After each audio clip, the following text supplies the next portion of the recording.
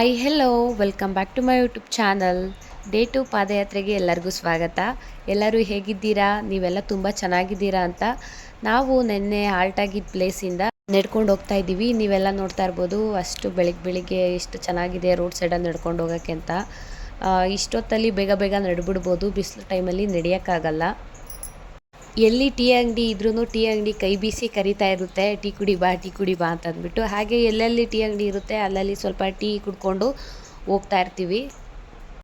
ಪಾದಯಾತ್ರೆಗೆ ಹೋಗೋದ್ರಿಂದ ಏನಪ್ಪ ಬೆನಿಫಿಟ್ಸ್ ಅಂತಂದರೆ, ಇವಾಗ ನಾನೇ ಆಗಲಿ ನಮ್ಮ ಅಪ್ಪ ಅಮ್ಮ ಪಾದಯಾತ್ರೆಗೆ ಹೋಗಿದ್ದಾರೆ ಅಂತಂದರೆ ಕೆಲವೊಬ್ಬರು ಏನಂತ ಹೇಳ್ತಾರೆ, ಬಸ್ಸಲ್ಲಿ ಹೋದರೆ ದೇವ್ರು ಬರಬೇಡ ಅಂತನಾ, ಸುಮ್ಮನೆ ನಡ್ಕೊಂಡು ಹೋಗೋದೇನಕ್ಕೆ, ಹಂಗೆ ಹಿಂಗೆ ಅಂತ ಹೇಳ್ತಾರೆ.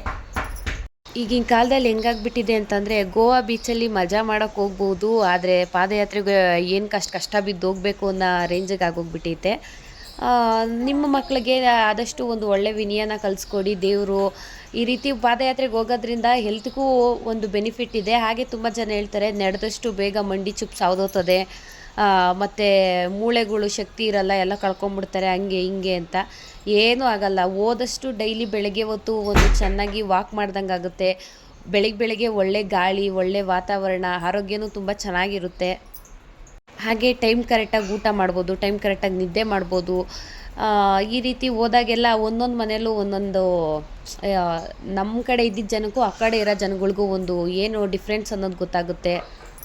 ಒಂದು ಒಳ್ಳೆ ಫ್ರೆಂಡ್ಶಿಪ್ ಆಗಿರ್ಬೋದು, ಎಲ್ಲ ಎಲ್ಲೆಲ್ಲಿಂದನೋ ಬರೋರನ್ನ ಎಲ್ಲರೂ ಮೀಟ್ ಮಾಡ್ಬೋದು. ಎಷ್ಟೊಂದು ಜನ ಡಾಕ್ಟ್ರು, ಇಂಜಿನಿಯರ್ಗಳೇ ಬರ್ತಾರಂತೆ. ಅಂಥದ್ರಲ್ಲಿ ಇವರು ಮನೆ ಹತ್ರ ಇರೋರು ಬರಲಿದ್ರೂ ಪರವಾಗಿಲ್ಲ, ಕೂತ್ಕೊಂಡು ಇನ್ನೊಬ್ರ ಬಗ್ಗೆ ಹಂಗಸೋದೇನಕ್ಕೆ, ಮಾತಾಡೋದೇನಕ್ಕೆ, ಅವ್ರವ್ರು ಮಾಡಿದ ಕರ್ಮ ಅವರಿಗೆ. ಏನು ಪ್ರತಿ ವರ್ಷ ನಡ್ಕೊಂಡು ಹೋಗ್ತಾ ಇದ್ದಾರೆ ನಮ್ಮ ಅಪ್ಪ ಅಮ್ಮ. ಲಾಸ್ಟ್ ವರ್ಷ ನಾನು ಹೋಗಿದ್ದೆ. ಅಷ್ಟೇ ಒಂದು ಮನಸ್ಸಿಗೆ ಒಂದು ಒಳ್ಳೆ ನೆಮ್ಮದಿನೂ ಸಿಕ್ತು. ಹಾಗೇ ಹೊರ್ಗಿನ ಪ್ರಪಂಚ ಈ ರೀತಿ ನಡ್ಕೊಂಡು ಹೋಗ್ಬೇಕಾದ್ರೆ ಹಿಂಗಿರುತ್ತೆ ಏನು ಅನ್ನೋದೆಲ್ಲ ತಿಳ್ಕೊಂಡೆ. ದೇವ್ರ ದರ್ಶನ ಚೆನ್ನಾಗಾಯಿತು. ಒಂದು ಏನೋ ಜೀವನದಲ್ಲಿ ಒಂದು ಸಾಹಸ ಮಾಡ್ದಂಗೆ ಅಂತಲೇ ಅಂದ್ಕೊಳ್ಳಿ. ಮುಂಚೆ ಎಲ್ಲ ಪಾದಯಾತ್ರೆಗಳಿಗೆ ಹೋಗ್ಬೇಕಾದ್ರೆ ಮನೇಲಿ ದೊಡ್ಡವರು ಮಕ್ಕಳಿಗೆಲ್ಲ ಮದುವೆ ಮಾಡಿ ಅವ್ರ ಮೊಮ್ಮಕ್ಳುಗಳ್ನೆಲ್ಲ ನೋಡಿ ಕಾಶಿ ಮತ್ತು ತಿರುಪತಿ ಈ ರೀತಿ ಪಾದಯಾತ್ರೆಗಳಿಗೆ ಹೋಗೋರು. ಕೆಲವೊಬ್ಬರು ಆವಾಗಿನ ಕಾಲದಲ್ಲಿ ಓದೋರು ಮತ್ತೆ ಬರಲ್ಲ. ಹಾಗಾಗಿ ಮಕ್ಕಳಿಗೆ ಮೊಮ್ಮಕ್ಕಳಿಗೆಲ್ಲ ಮದುವೆ ಮಾಡಿ ಅವ್ರ ಲೈಫ್ನ ಸೆಟಲ್ಡ್ ಮಾಡಿ ಆವಾಗ ಹೋಗೋರು ಅಂತ ಆವಾಗ ಒಂದು ಮಾತಿತ್ತು, ಅವಾಗೆಲ್ಲ ಕೇಳ್ತಾಯಿದ್ದು. ಇವಾಗ ಅಂತಂದರೆ ಕಾಶಿಗಂತೂ ಹೋಗಲ್ಲ, ದೂರ ಹೋಗ್ತಾರೆ ಕೆಲವೊಬ್ಬರು. ಕಾಶಿಗೆ ಆಗಿರ್ಬೋದು, ತಿರುಪತಿಗಾಗಿರ್ಬೋದು, ಎಲ್ಲ ಕಡೆನೂ ನಡ್ಕೊಂಡು ಹೋಗ್ತಾರೆ. ಕೆಲವೊಬ್ರಿಗೆ ಭಕ್ತಿ ಇಲ್ಲ ಅಂತಂದರೆ ಇನ್ನು ಕೆಲವೊಬ್ರಿಗೆ ಹಂಗೆ ಇರೋಕ್ಕಾಗಲ್ಲ. ದೇವ್ರ ಮೇಲೆ ಭಕ್ತಿ ಪ್ರೀತಿ, ಅದೆಷ್ಟೇ ನೋವಾಗಿರ್ಬೋದು, ಅದೆಷ್ಟೇ ಮೈಕೈ ನೋವಾಗಿರ್ಬೋದು, ದೇವ್ರು ನೋಡಬೇಕು ಅನ್ನೋದೊಂದು ಕ್ಯೂರಿಯಾಸಿಟಿ ಆಗಿರ್ಬೋದು, ದಿನಕ್ಕೂ ಬೇಗ ಹೋಗಬೇಕು ನೋಡಬೇಕು ಅನ್ನೋದು ಒಂದು ಎನರ್ಜಿ ಇರುತ್ತಲ್ಲ, ಅದ್ರ ಮುಂದೆ ಯಾವ ನೋವು ಸಹ ಕಾಣಲ್ಲ. ನೋಡ್ತಾ ಇರ್ಬೋದು ಎಷ್ಟು ಹಣ್ಣು, ಜ್ಯೂಸು, ನೀರು ಎಲ್ಲ ಹೆಂಗೆ ದಾನ ಮಾಡ್ತಿದ್ದಾರೆ ಅಂತ. ನಮ್ಮ ಕಡೆ ಇರೋ ಜನಗಳಿಗೆ ಒಂದು ಗ್ಲಾಸ್ ನೀರು ಕೊಡೋಕ್ಕೂ ಅಳ್ತಾರೆ. ಅಂಥದ್ರಲ್ಲಿ ಇಲ್ಲಿ ಇನ್ನೂ ಹಾಸನ ರೋಡು ಜಾಯಿನ್ ಆದಮೇಲೆ ಇನ್ನೂ ಜಾಸ್ತಿನೇ ಅಲ್ಲಿನೂ ದಾರಿ ಉದ್ದಕ್ಕೂ ಜ್ಯೂಸು, ಹಣ್ಣು, ಟ್ಯಾಬ್ಲೆಟ್ಸು, ಮೈಕೈ ನೋದಾಗಿರ್ಬೋದು ಎಲ್ಲ ರೀತಿಯೂ ಸಹ ಕೊಡ್ತಾ ಇರ್ತಾರೆ. ಹಾಗೆ ಇನ್ನು ಕೆಲವೊಂದು ಕಡೆ ಏನು ಮಾಡ್ತಾರೆ ಅಂದರೆ ಬಿಸಿನೀರು ಕಾಯಿಸಿ ಕೊಡ್ತಾರೆ ಕಾಲ ಮೇಲೆ ಹಾಕ್ಕೊಳ್ಳೋಕ್ಕೆ ನೋವುಗಳಿಗೆ. ಕೆಲವೊಂದು ಕಡೆ ನೋವಿಗೆ ಅವರೇ ಸ್ಪ್ರೇ ಹಿಡ್ಕೊಂಡು ಕಾಲು ನೋವು ಅಂತ ಹೇಳಿದಾಗ ಅವರೇ ಸ್ಪ್ರೇ ಎಲ್ಲ ಕಾಲ್ಗೆ ಹೊಡಿತಾರೆ.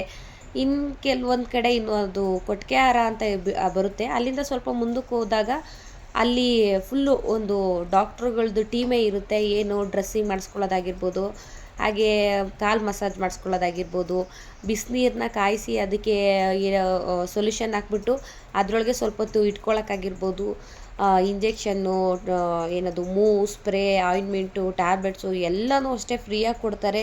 ಹಾಗೆ ಊಟನೂ ಅಷ್ಟೇ, ಊಟ, ಟೀ, ಕಾಫಿ 24 hours ಮಾಡ್ತಾನೆ ಇರ್ತಾರೆ ಅಲ್ಲಂತೂ. ಆ ವಿಡಿಯೋ ಮುಂದೆ ಹಾಕ್ತೀನಿ, ಆ ವಿಡಿಯೋನ ಮಿಸ್ ಮಾಡ್ದೇ ನೋಡಿ. ಈ ರೀತಿ ಬಿಸಿಲಲ್ಲಿ ಊಟ ಮಾಡಿಬಿಡ್ತೀವಿ. ಸ್ವಲ್ಪ ದೂರ ಈ ಥರ ಅಲ್ಲಿ ಇಲ್ಲಿ ಹಣ್ಣೆಲ್ಲ ಕೊಟ್ಟಾಗ ತಿಂದಾಗ ಸ್ವಲ್ಪ ದೂರ ಓಡಾಡೋಕ್ಕಾಗಲ್ಲ, ಹೊಟ್ಟೆ ತುಂಬ ಹೋಗಿರುತ್ತೆ. ಆಮೇಲೆ ಮತ್ತೆ ನಡೆಯೋಕ್ಕೆ ಸ್ಟಾರ್ಟ್ ಮಾಡ್ಕೊಂಬಿಟ್ರೆ ಅದು ಹೆಂಗೆ ನಡಿತೀವೋ. ಇವಾಗ ನಾನು ಈ ವಿಡಿಯೋಗಳು ನೋಡ್ತಾ ಇದ್ರೇ ಬಿಸಿಲಲ್ಲಿ ನಾವು ಇಷ್ಟು ದೂರ ನಡೆದ್ವಾ. ಇವಾಗ ಇಲ್ಲಿಂದನೇ ನನ್ನ ಮನೆಯಿಂದನೇ ಸ್ವಲ್ಪ ಹೊಲ್ತಕ್ಕೆ ಹೋಗೋಕ್ಕೆ ಆಪಟ್ಟಿ ಬಿಸಿಲು, ಗಾಡಿ ಬೇಕು ಅಂತ ಕೇಳ್ತೀವಿ. ಅಂಥದ್ರಲ್ಲಿ ಬಿಸಿಲಲ್ಲಿ ಇಲ್ಲಿಂದ ನಾನು ಧರ್ಮಸ್ಥಳಕ್ಕೆ ನಡೆದ್ನ ಅನ್ನೋದೇ ನನಗೆ ಆಶ್ಚರ್ಯ. ಅಷ್ಟು ಚೆನ್ನಾಗಿರುತ್ತೆ. ಬಿಸಿಲು ಅನ್ನೋದೇ ಗೊತ್ತಾಗಲ್ಲ. ದೇವ್ರ ಮೇಲೆ ಭಕ್ತಿ ಇದ್ದಾಗ ದೇವ್ರ ಕೈ ಮುಕ್ಕೊಂಡು, ಅಥವಾ ಏನಾದರೂ ನಮ್ಮಮ್ಮ ಹೇಳೋರು ಮೈಕೈ ನೋವು ಇಲ್ಲ ಕಾಲು ನೋವು ಬಂತು ಅಂದರೆ ಓಂ ನಮಃ ಶಿವಾಯ ಅಂದ್ಕೊಂಡು ಹೋಗ್ತಾನೆ ಇರು, ಶಿವನ ಮನಸ್ಸಲ್ಲಿ ನೆನೆಸ್ಕೊಂಡು ಹೋಗ್ತಾ ಇರು, ಕಾಲು ನೋವು ಸಹ ಗೊತ್ತಾಗಲ್ಲ ಅಂತ. ಅದೇ ರೀತಿ ಒಂದೊಂದ್ಸಲಿ ಜಾಸ್ತಿ ಕಾಲು ನೋವು ಹತ್ಬಿಡ್ತು ಅಂದರೆ ಒಬ್ಬಳೇ ಎಳ್ಕೊಂಡು ಬೇಗ ಬೇಗ ಹೋಗ್ಬಿಡ್ತಿದ್ದೆ. ಹೋಗೋ ಹೊತ್ತಿಗೆ ಲಾಸ್ಟ್ ಟೈಮ್ ಎಲ್ಲೇ ಆಗಲಿ ನಮಗೆ ಅಂತ ಜ್ಯೂಸು ನೀರು ರೆಡಿ ಮಾಡಿ ಇಕ್ಕಿರೋರು ಪಾಪ ನವೀನವರು. ಹೋಗ್ತಿದ್ದಂಗೆ ಜ್ಯೂಸು ನೀರು ಕುಡಿದು ಹಾಗೆ ನೀರೆಲ್ಲ ರೆಡಿಯಾಗಿರೋದು, ಬೇಗನೆ ಸ್ನಾನ ಮಾಡಿಕೊಂಡು ನಾನು ವೀಡಿಯೋ ಮಾಡ್ಕೊಳ್ಳೋಕೆ ಸ್ಟಾರ್ಟ್ ಮಾಡ್ತಿದ್ದೆ. ಅಷ್ಟೊತ್ತಿಗೆ ಅವರು ಜೊತೆ ಕೂಡಿ ಅಡುಗೆ ಎಲ್ಲ ಮಾಡಿರೋರು.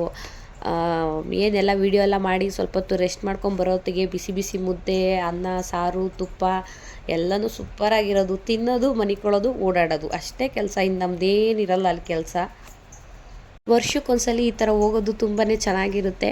ಒಂಥರ ಹೇಳ್ಬೇಕು ಅಂತ ಅಂದರೆ ಫ್ಯಾಮಿಲಿ ಟ್ರಿಪ್ ಇದ್ದಂಗೆ ಇರುತ್ತೆ. ಇನ್ನೊಂದು ಕಡೆ ಎಲ್ಲೆಲ್ಲಿಂದನೋ ಬರ್ತಾರೆ, ಎಲ್ಲರೂ ಪರಿಚಯ ಆಗ್ತಾರೆ. ಒಂದು ನಮ್ಮದು ಗ್ರೂಪ್ ಐತೆ ಅಂತ ಹೇಳ್ಕೊಳಕ್ಕೆ ಹೆಮ್ಮೆ ಇರುತ್ತೆ. ಆ ರೀತಿ ಒಂಥರ ಚೆನ್ನಾಗಿರುತ್ತೆ. ಎಷ್ಟೇ ಓಡಾಡಿದ್ರು, ಎಷ್ಟೇ ನೋವಾದರೂ, ಕಾಲುಗಳೆಲ್ಲ ಬೊಬ್ಬೆ ಬಂದು ಕಿತ್ತೋದ್ರೂ ಅದೇನು ನೋವು ಅಂತಲೂ ಅನ್ಸಲ್ಲ. ನಮ್ಮ ಕಾಲಿಗೆ ಹಿಂಗಾಗಿತ್ತ ಅನ್ನೋದು ಗೊತ್ತಾಗಲ್ಲ.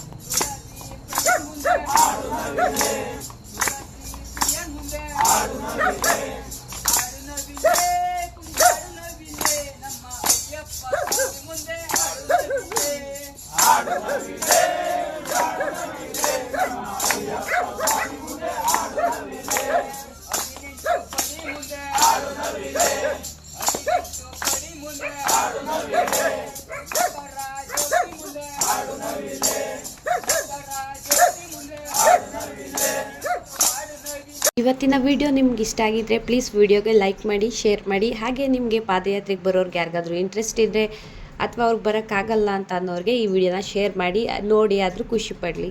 Thanks for watching video. Bye.